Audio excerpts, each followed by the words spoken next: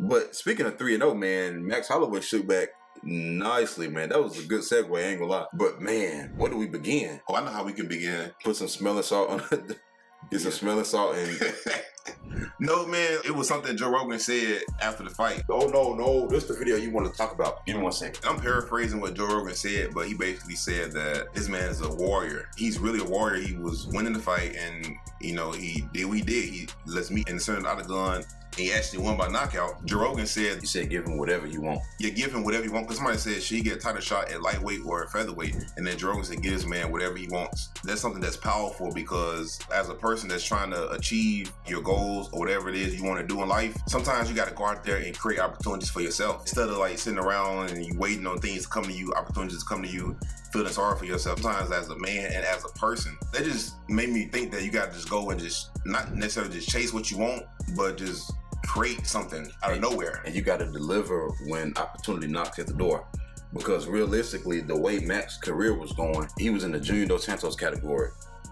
The John Fitch, Josh Koscheck category, where I can beat everybody else, I just can't beat the champion. That was the Robert Whittaker. That's called no man's land. And before, I thought he screwed up because he took a fight he really didn't have to take against Justin. And the fact that he took a big risk by taking this fight right after he scheduled to fight against Justin Gaethje, Volkanovski, the person who he could not beat, ended up losing the belt. So I was like, man, Max really had some bad luck. It really ended in the best possible way, because now he can go and fight. And honestly, the way he performed against Justin Gaethje, I kind of would, even if Volkanovski was a champion, I would want him to get another title shot. At this point, if Volkanovski would have beat Ilya, this is the one possible scenario to where we would want to see Max versus Volkanovski for if Volkanovski was still the champion. Man, that's the craziest thing. It makes you think, though, because you might think that, oh yeah, there's no possible outcomes for me to get to where I'm trying to do, but you create an opportunity. Sometimes, man, another door will open up. Yes, that's super powerful, man, because I never thought that I would see a fighter go 3-0 and I would want to see a fourth fight where they get an opportunity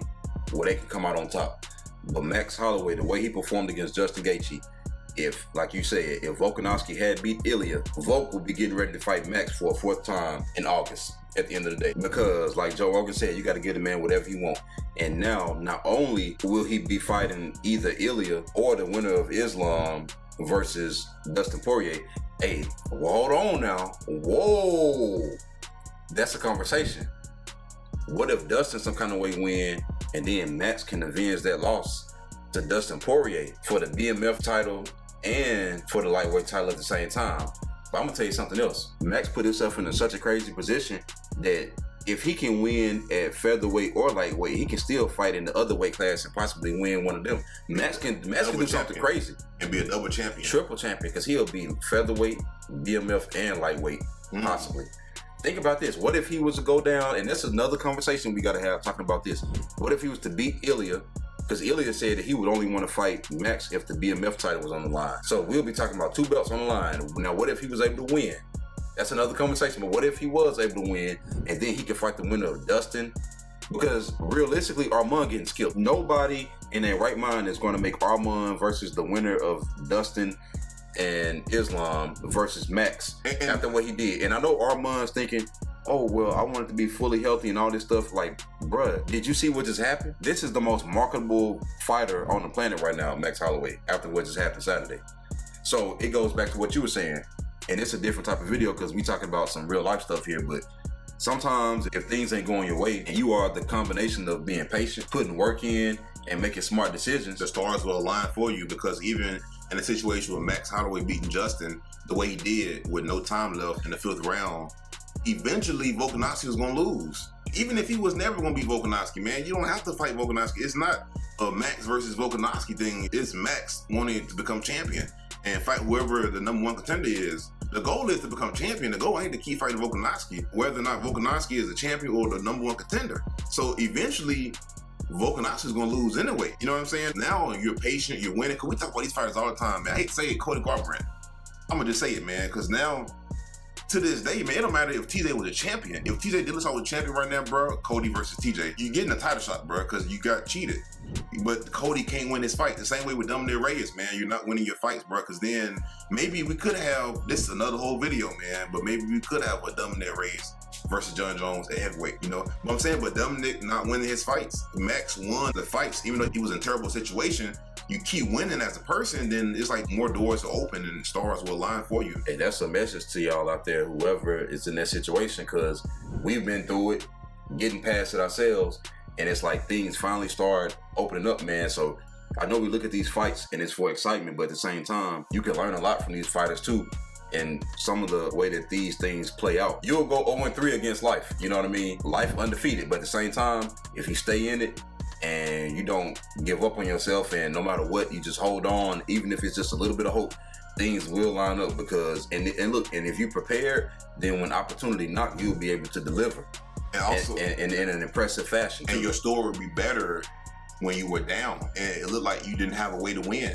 And also, people have short-term memory loss. Recency bias. Recency bias. People have like recency bias. It's the what have you done for me lately? That's all that matters. And you can use it to your advantage, because the thing is, Joe Rogan didn't say, oh yeah, but he lost 3. No, Joe Rogan said give this man whatever he wants. Hold on. He didn't say, well, you know, Dustin is fighting Islam. Well, they didn't know that, but even if he did, let's say if Joe Rogan knew that, he don't care if Dustin was to beat Islam some kind of way, that Max is 0-2 against him. Or let's say if Volk had won and he was 0-3 against Volk, no, whatever Max want, he gonna get at this point.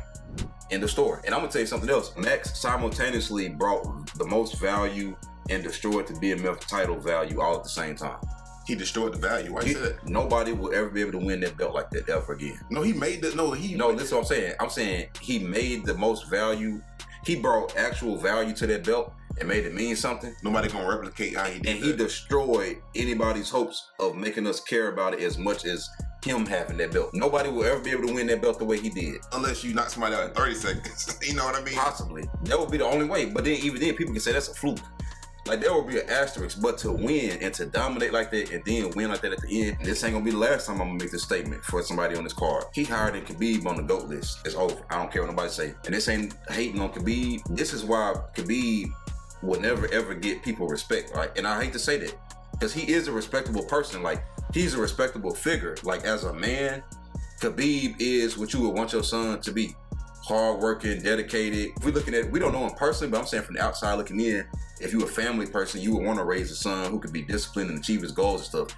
I ain't got nothing bad to say about Khabib. When it comes to this talk about who is the GOAT and rankings, and Khabib left before he could ever do anything like this. And look at what Max did. Max came up in featherweight and did this to Justin Gaethje. Meanwhile, Khabib, he beat him, but it was like, nobody really talks about that fight. But I think Max is higher than like a lot of people on the GOAT list. We talking about Khabib. I hate to say it, man, but hey, there's a lot of other people. Hold on. After this, is he higher than Volk? Even with the 3 losses, potentially, I would say they even. What were you saying about Volk? Remember after the fight, you said something about Volkanovski, man. You said Max, he had a chance to go out there and beat Islam, the person who beat Volkanovski twice. I'm so glad you said that. Now imagine if Max was to go out there some kind of way and beat Islam. And realistically, Max in a win-win-win position. Not win-win. Because realistically, if he was able to beat Islam, he beats the person that beat him 3 times. If he go out there and beat Dustin, he beat the person that beat him 2 times, who also beat the person that beat Volk. And then if he go out there and beat Ilya, he beats the person that beat Volk. This is the first time we've seen a fighter. He got an opportunity to beat both people who beat Volkanovski. He has the opportunity and become double champion. Be triple champion. So it's like he has the opportunity to actually be better than Volkanovski, because you can argue that he is now. You can still argue that he's a GOAT of the featherweight division, man, and that's a whole nother discussion.